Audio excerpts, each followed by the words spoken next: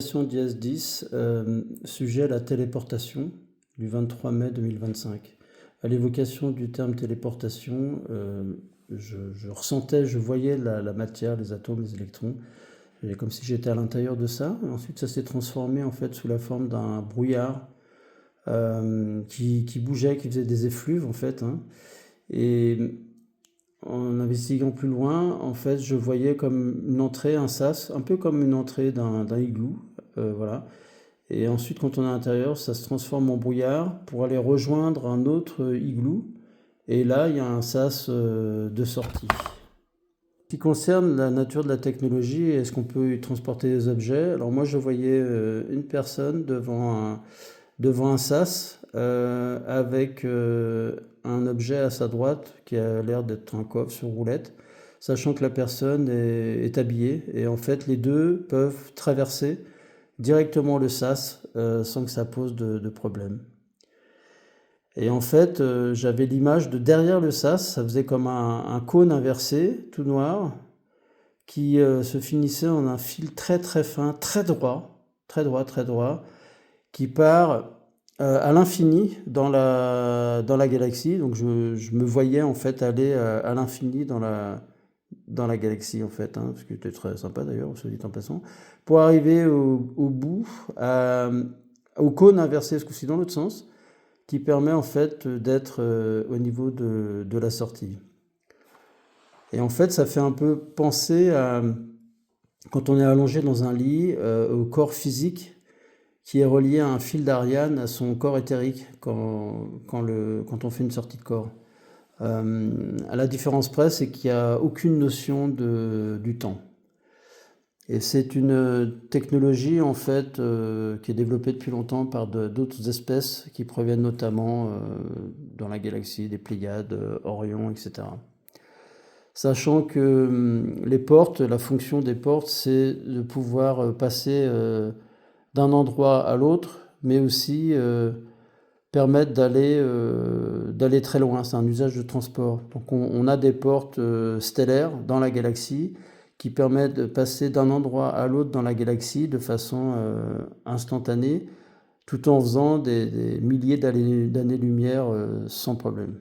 À la question comment fonctionne cette technologie, en fait, je voyais d'abord la constitution moléculaire, la structure moléculaire qui se transforme sous forme de particules, et ensuite qui se transforme en ondes. Et j'avais le mot tachyon qui est apparu. Et à l'arrivée, c'est exactement le phénomène inverse, c'est-à-dire qu'on passe d'ondes à particules et à molécules.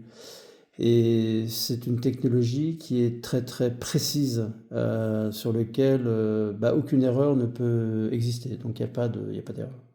Et donc c'est une technologie qui a été créée il y a très très longtemps par des espèces de la galaxie, hein. Mais sur Terre, en fait, il y a des bases militaires ou des bases de recherche qui utilisent ces portes de téléportation en fait, hein. Ce qui notamment leur permet de faire des échanges avec d'autres espèces et qui leur permet aussi d'avoir la connaissance d'autres planètes. Donc il y a des humains en fait qui vont explorer d'autres planètes par ce biais.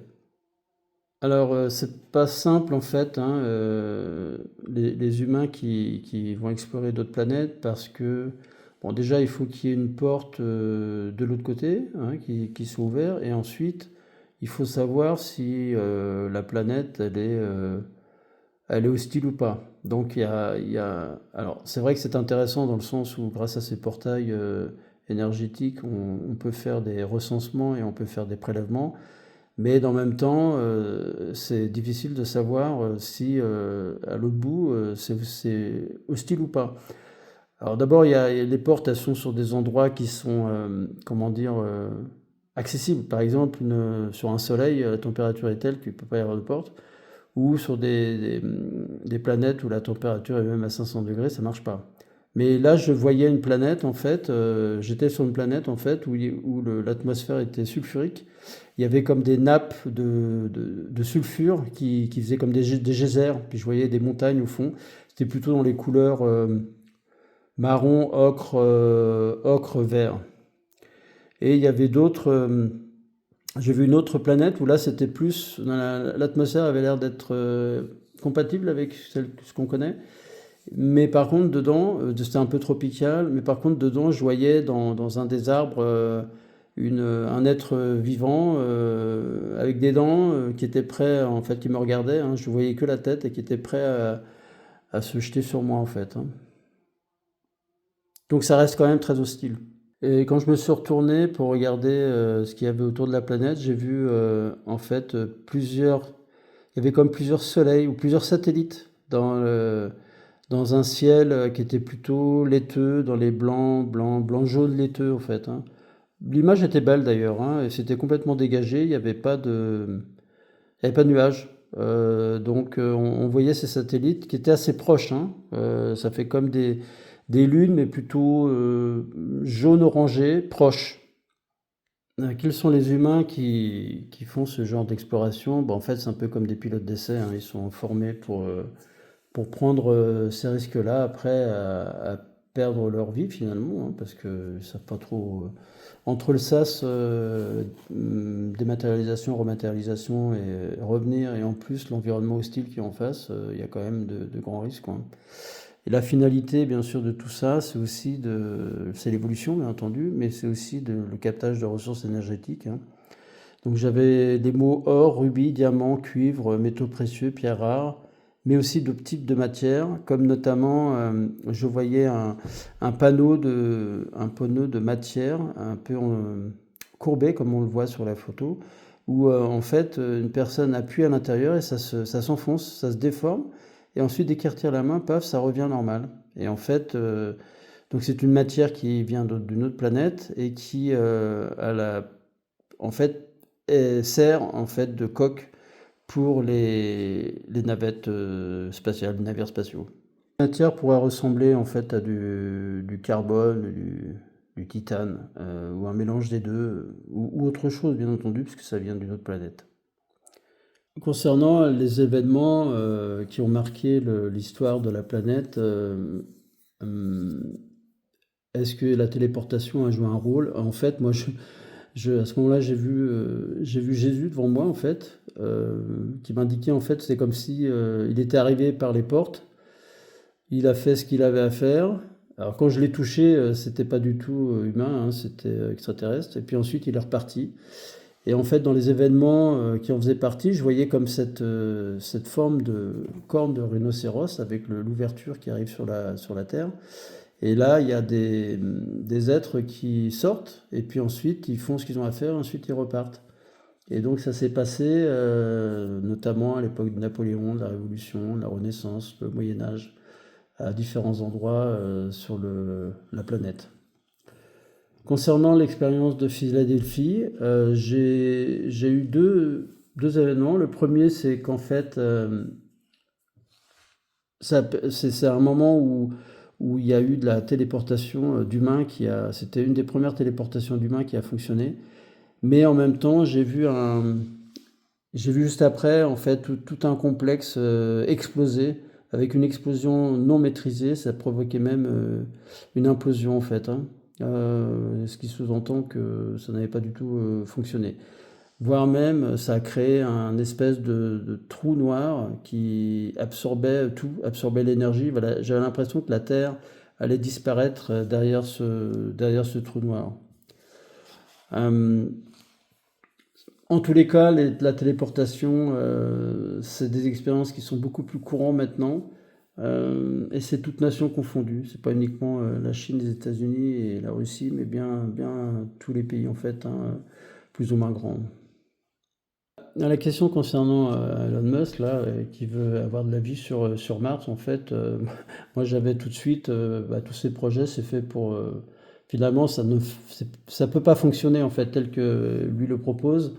Euh, et en fait, il en parle parce que ça lui permet de donner de l'activité et puis lui permettre de récupérer des investissements.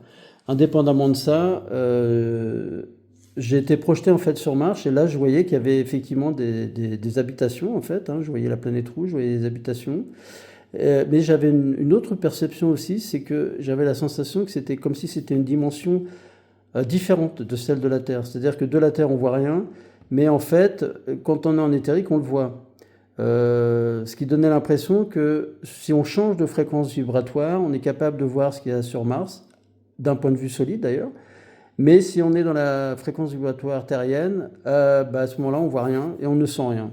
Voilà, c'était ça que j'avais comme sensation. Donc ça donne des explications très intéressantes sur effectivement ce qu'on peut percevoir de façon éthérique.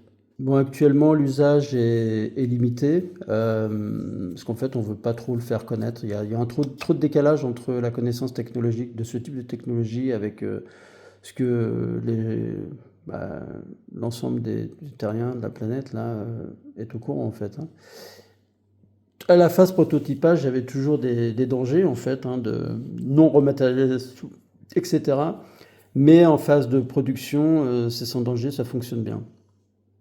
La question de Rose, comment sont utilisées les portes dans 500 ans? Ben, en fait, je voyais une ville futuriste qui était très lumineuse, avec comme des arches en fait, hein.